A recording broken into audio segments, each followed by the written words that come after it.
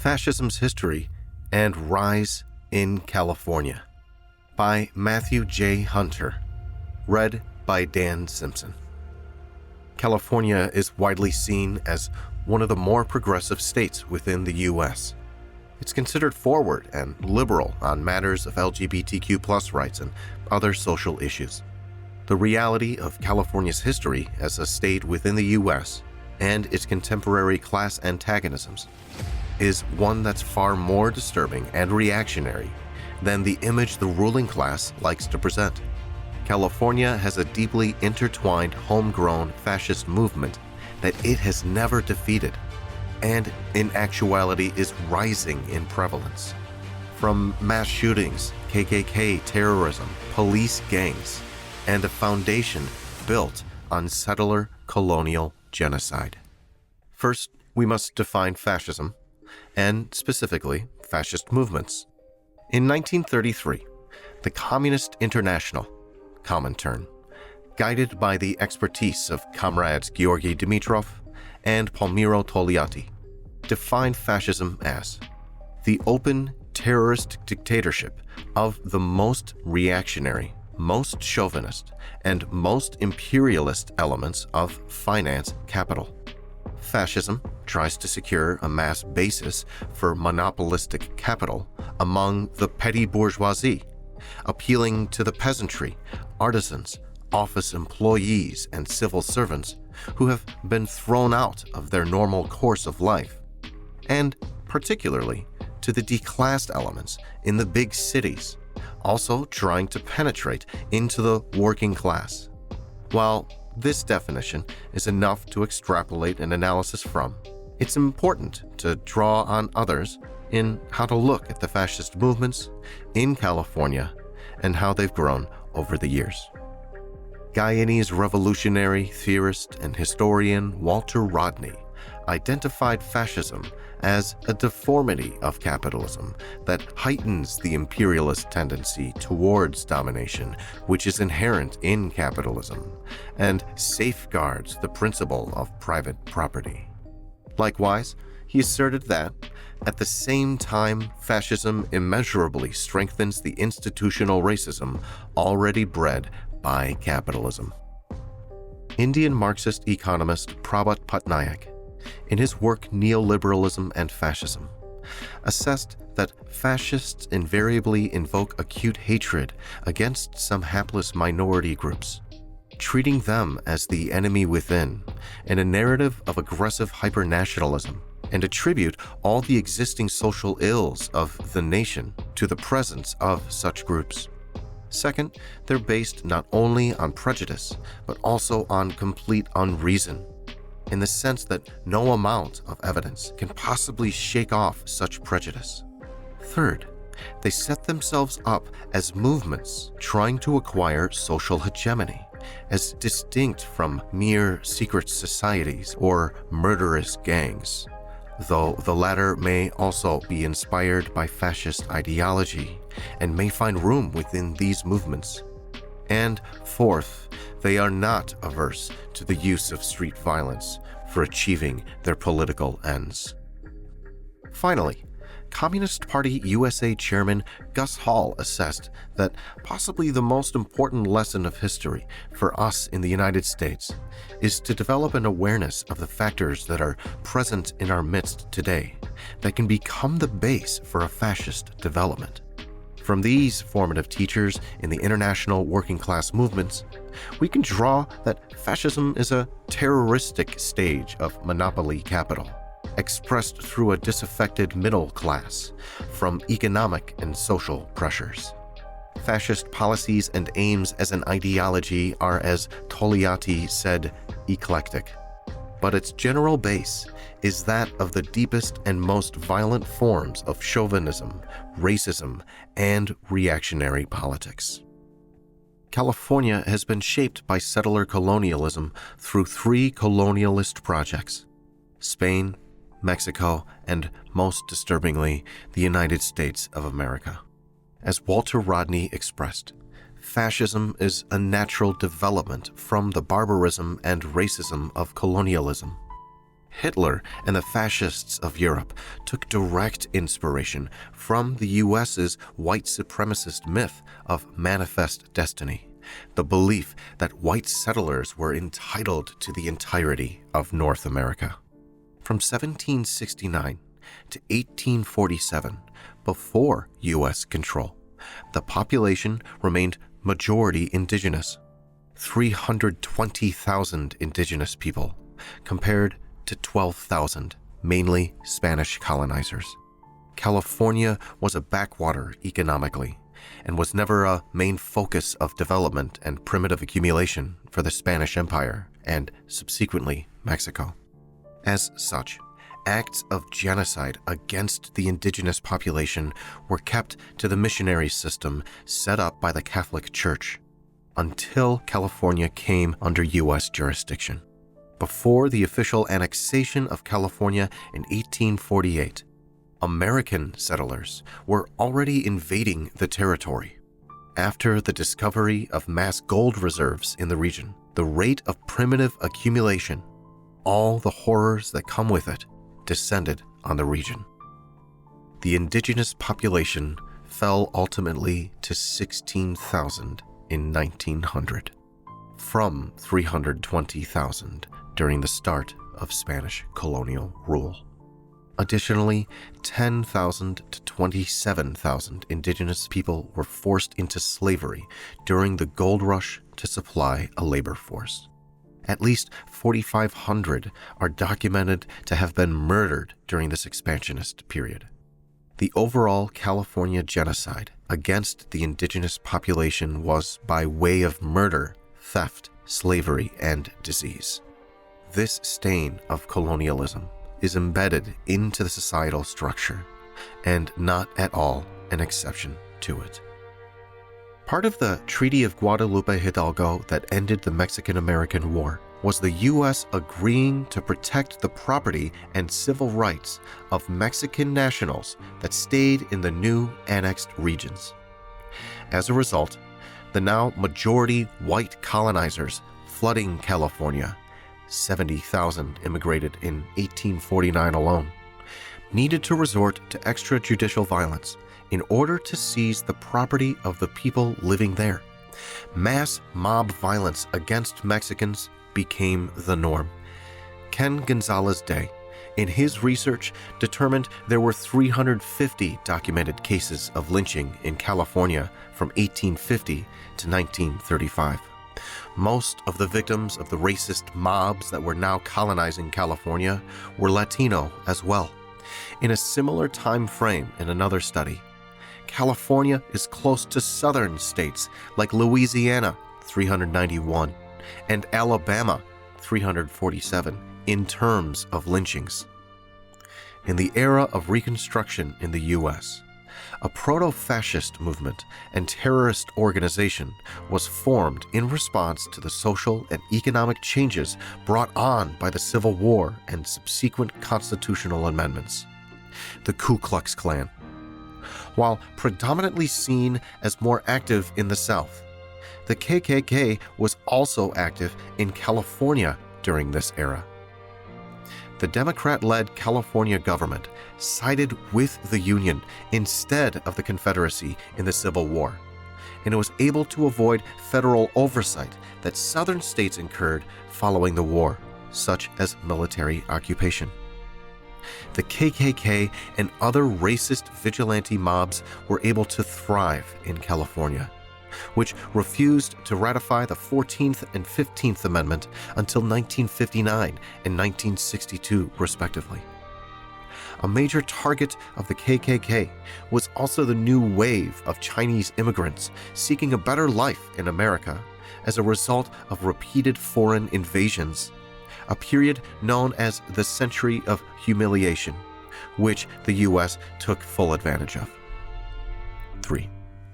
There were a dozen KKK attacks in the state just from 1868 to 1870, mostly against Chinese workers, whose population represented now 10% of the state, but 25% of the labor force. That was seen as a threat to the now white ruling class and disgruntled petty bourgeois whites. This racism wasn't just relegated to paramilitary mobs. The governor of California, Henry Haight, in his inaugural speech in 1867, said that Chinese immigration must cease and that it would inflict a curse upon posterity. The horrible tragedy of the 1871 Los Angeles massacre, one of the largest mass lynchings in U.S. history, murdered 10% of the Chinese population in Los Angeles. The days prior to the massacre were headlined by the first daily newspaper of the city, Los Angeles News, describing the Chinese as an inferior and idolatrous race.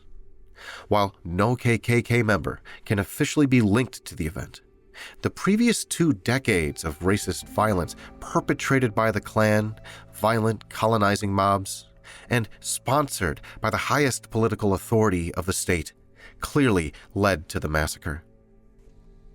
The growing capital industry and class antagonisms of California are deeply connected.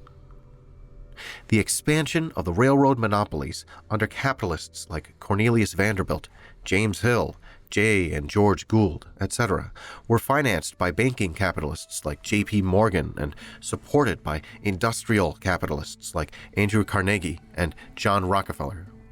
The railroad expansion laid the commercial and manufacturing foundation for the westward expansion that led to the continuation and increase of the indigenous genocide.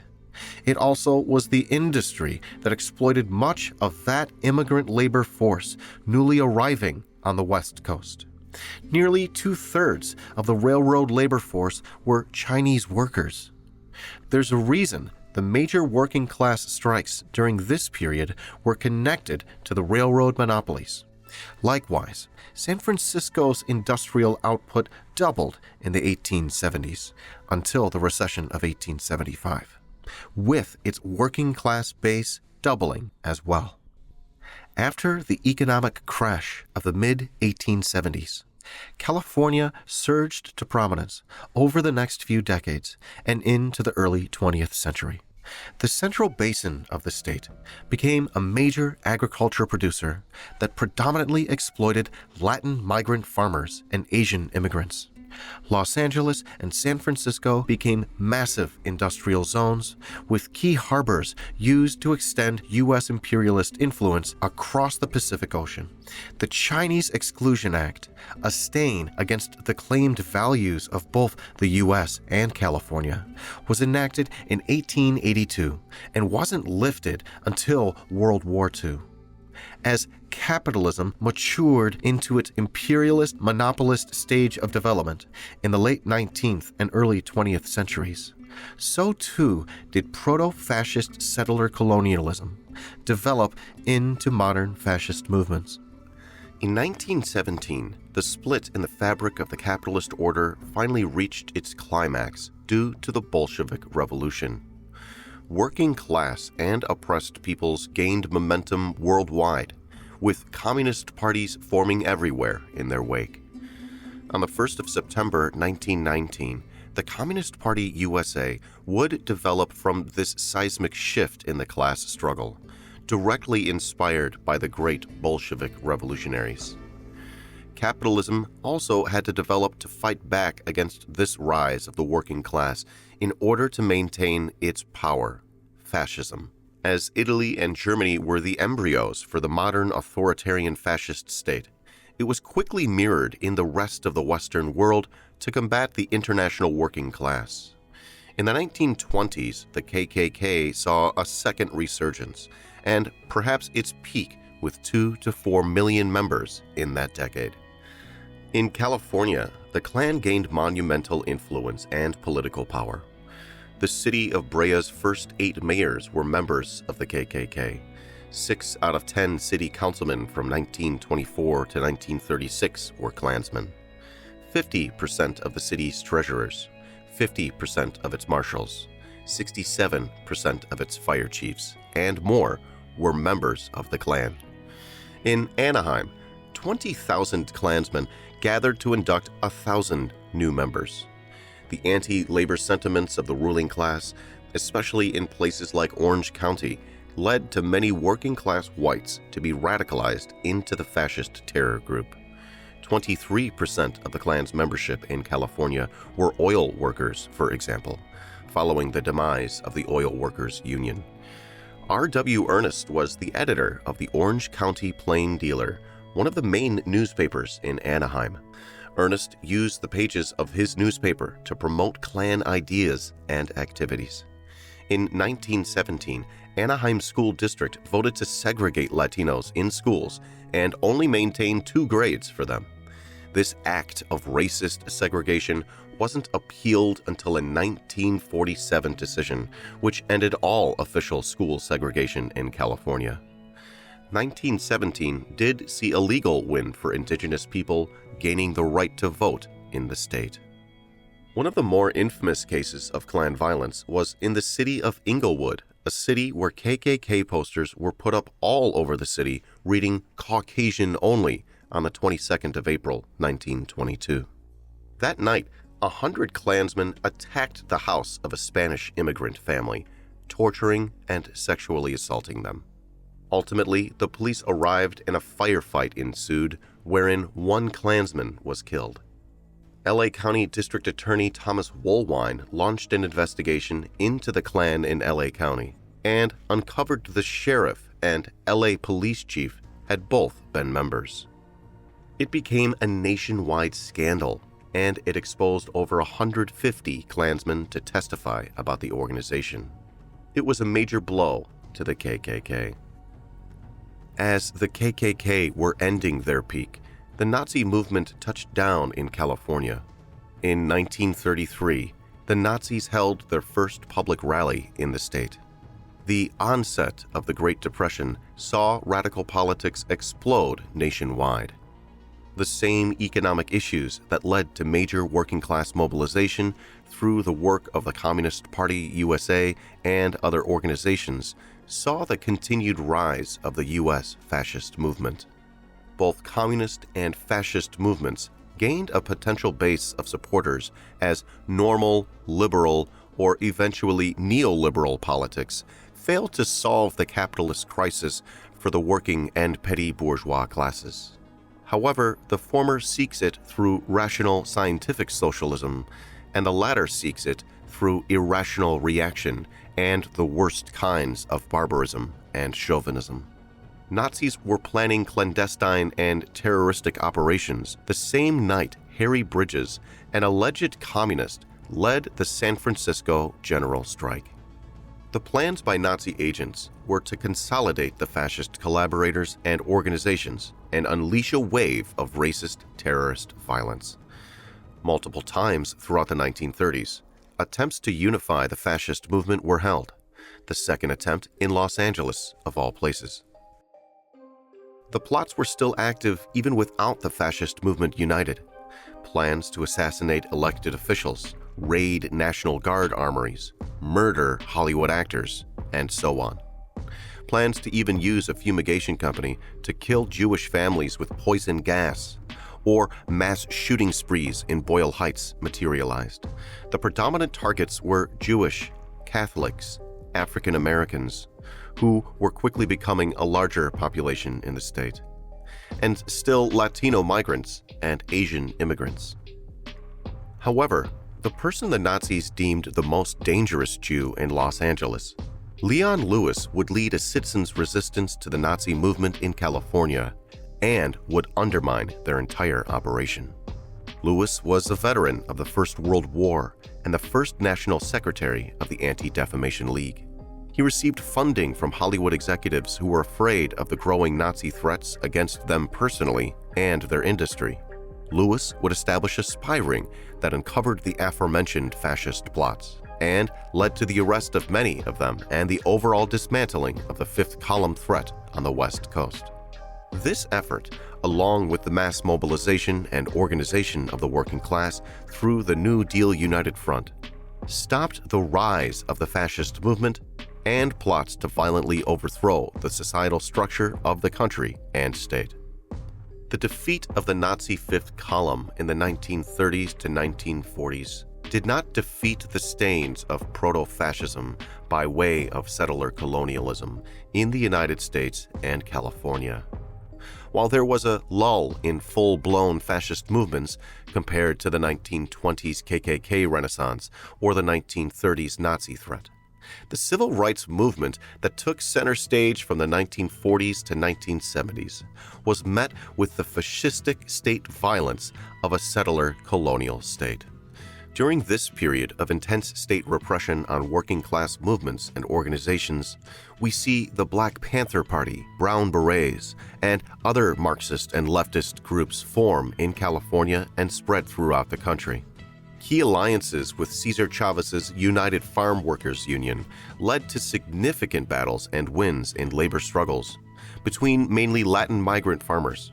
As a result, the police forces in California took a more paramilitary and fascistic approach to combat this rise in black and brown solidarity and communist-led coalitions of workers. In 1970, the Chicano moratorium led 20,000 to 30,000 Latinos in protest against the Vietnam War and U.S. imperialism. This working-class movement was met with the first documented LA County Sheriff Department gang. The LASD gangs have become a national story and a constant news item for the country in recent decades. But the origins of their notorious reign of terror began in 1970. The Red Devils were the first documented LASD gang and started in East LA at the sheriff's station called Fort Apache. The mostly white police officers at the time felt as if they were in a starring role in a xenophobic John Wayne film, that they had to tame the West against those whom they viewed as savages. This period was full of civil unrest and police brutality. As Sean Kennedy of the Civilian Oversight Committee said, East LA Station has an us against them narrative. As the 1970s to 1980s brought on neoliberal shock therapy, destroying the New Deal policies that uplifted the working and petty bourgeois classes, the rise of fascist groups began once again. In the 1980s, under reactionary former California Governor Ronald Reagan's presidency, the KKK rose from the ashes of irrelevance to once again terrorize the innocent. Tom Metzger, Grand Dragon of the KKK and the so-called White Aryan Resistance, formed fascist militias on the California-Mexico border for the purpose of torturing, assaulting, and brutalizing innocent immigrants and migrants. The heinous and cold-blooded murder of Ethiopian immigrant Mulugeta Sarah by Metzger's White Aryan Resistance group led to his downfall in relevance. In the same period, police gangs in Los Angeles were despotic in the city of Linwood, killing Asian immigrants and terrorizing the growing black community. The murder of Hyung Pyo Lee by the Linwood Vikings police gang became notorious. In the 1990s, police gangs Posse and the Wayside Whites organized correctional officers in the prison system to commit fascist violence.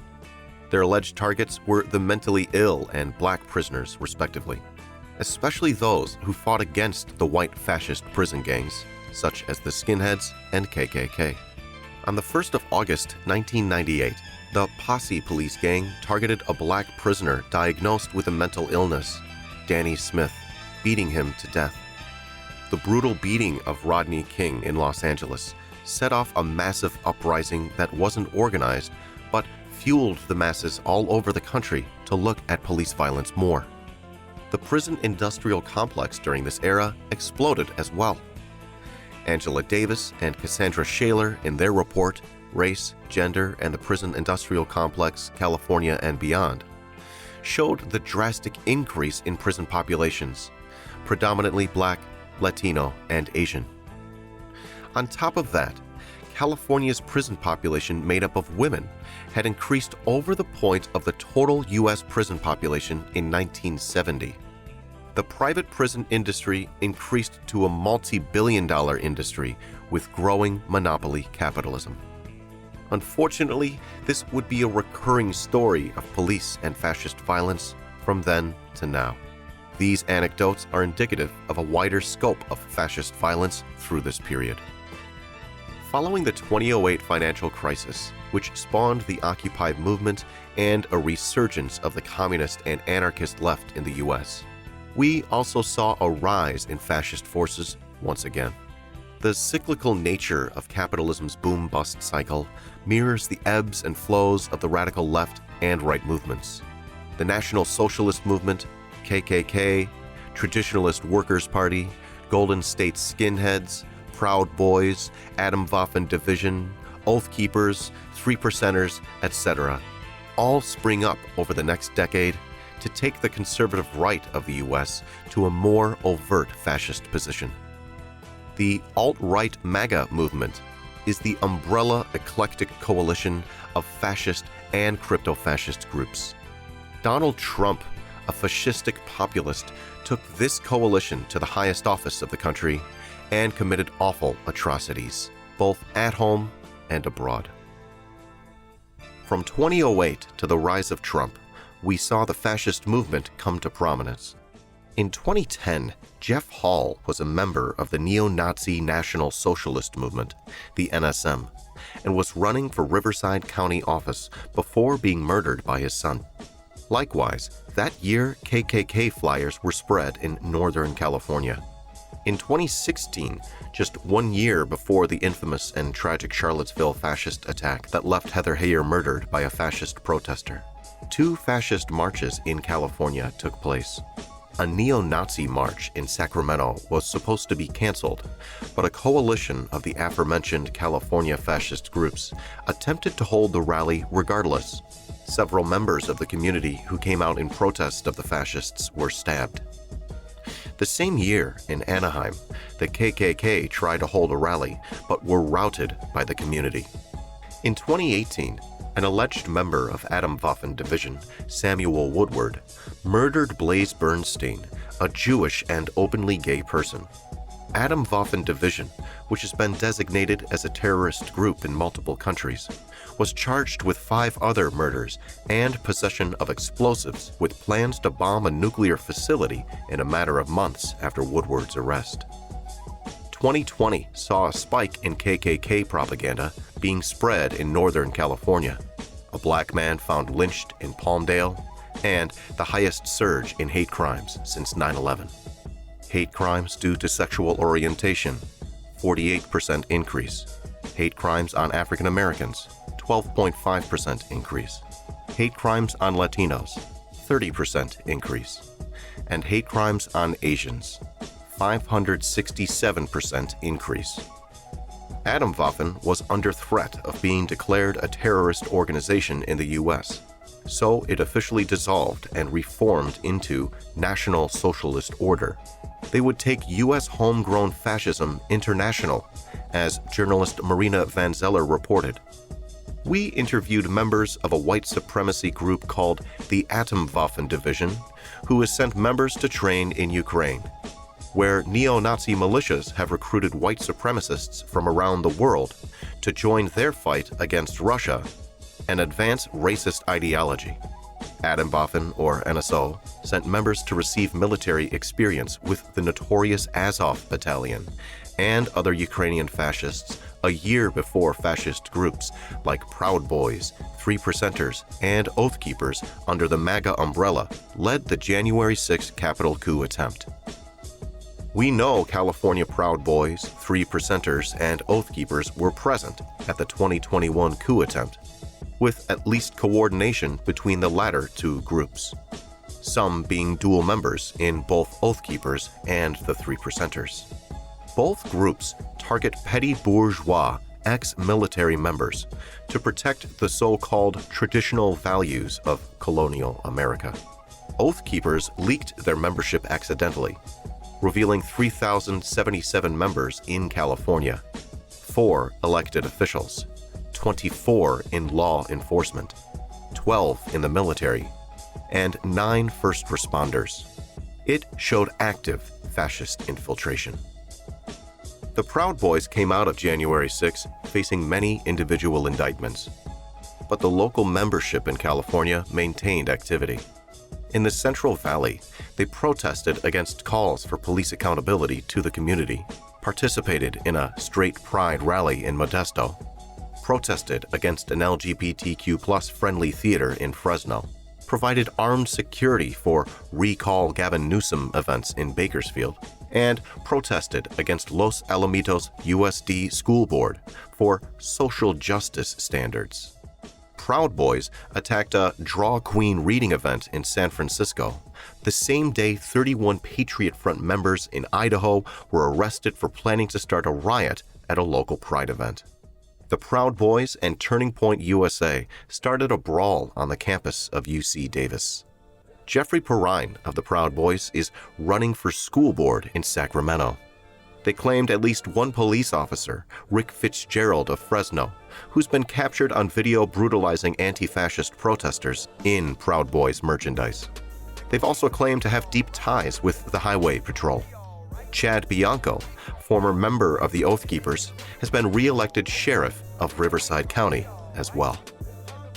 All of these fascist groups and paramilitaries are extremely active and making connections with law enforcement as the whistle is being blown about police gangs in LASD. There are at least 18 police gangs that have a documented history targeting racial groups and sexually assaulting women, even within their own police departments. But it's not just fascist paramilitaries and the police. It's the fact California has one of the most segregated school systems, with a higher percentage of our people in prisons than any country on earth, worsening environmental system from insurmountable car culture and poor air quality, alienated suburbanism, worsening infrastructure, a homelessness crisis, and the highest poverty rate in the country. The neoliberal shock therapy of the last 40+ years, mixed with the baked-in settler colonial and white supremacist institutions, makes the struggle of the working class a difficult battle to overcome. We are living in a period where both new and old monsters are presenting themselves. A united front of the democratic forces of the working and oppressed classes is the only answer to the rising tide of fascism in California and the country. As fascist forces are actively participating in the electoral battlefield, so too should the Democratic United Front to mitigate the political harm we're seeing in California, or the quasi-coup attempt by state Republicans in Tennessee as examples. Protecting the democratic rights the working class has now and expanding them is vital to the class struggle. As labor issues are taking more national attention due to Amazon, Starbucks, and many others, this must be a key battleground for the working class.